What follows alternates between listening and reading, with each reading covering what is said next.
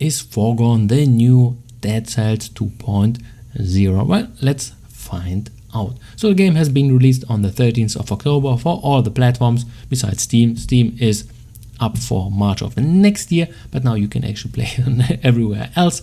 And storyline pretty fast. Basically you are a super soldier, which is called an arbiter, and your job is to clean the areas of the evil bad guys, which is kind of your fault, and then you try to find out what's happening, and then, well, you go through level and level, gear up, get stronger in the process by finding better and better gear, and of course upgrading a passive tree.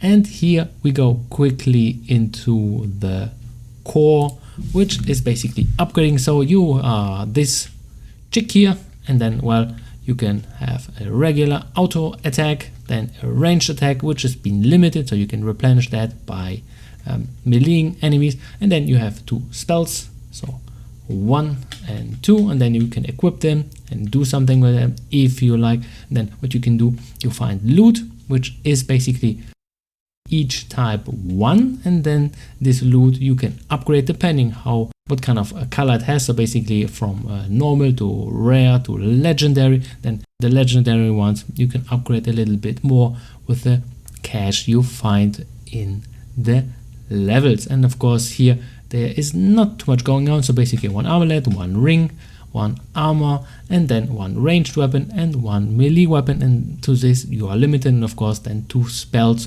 which you can upgrade also. And this is the passive system. So basically, I don't know, they are not revolutionary, but they do their things. So for example, this one is for life leech, and this one is for, I don't know, critical hit chance.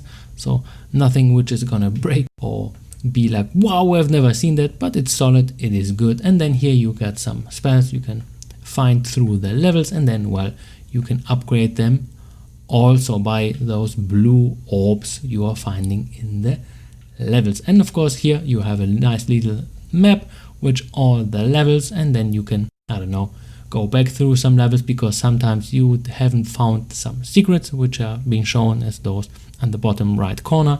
The core of the game is the combat, which is fluid and it's good. So for example, if you feel at home in Dead Cells, you will definitely enjoy this one also. Enemies are fair and distinct and look pretty beautiful, by the way, so you won't be disappointed in the combat, which feels good. So here this is the best part of the game. And of course, if you encounter those bosses, very nicely done. So here you will definitely have a lot of fun. So let's go for the pros and the cons of the game. So the pro is the core combat system is pretty decent, so here they did it pretty nice.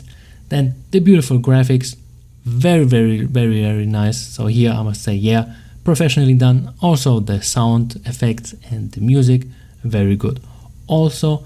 And well, it ran on my PC pretty flawless, so no crashes, no nothing, pretty decent. And let's go to the, let's say, not so good parts, which is preventing the game to elevate it from a good game to an excellent one. So first of all, the levels feel extremely sameish, even though they look definitely different each time, which is good. They feel sameish and it becomes a little bit repetitive. Even though they are handcrafted, they feel like they have been randomly generated. The next thing, the storyline, which is almost non-existent in my opinion. So what you can find through the game are some text boxes, and then you can read a little bit about the failed project and so on, even though it is supposed to be a story-driven game. Because the story isn't bad per se, but they could have fleshed out it a little bit more. And then one thing, the variety of the weapons is okay, but they feel very sameish also. So here it is good and it's straightforward, but it's not like saying like, oh my god, I need to have the different kind of combos and systems, I want to try this, try that. Therefore, you won't be finding anything of that sort. And speaking of weapons, unique traits and things, which you could actually say like, oh my god, I found this cool weapon, it just does something which all the other weapons don't do. You won't be finding anything of that. It's just basically the same loot, but just with better stats. The final verdict, it is a 6 to 7 out of 10.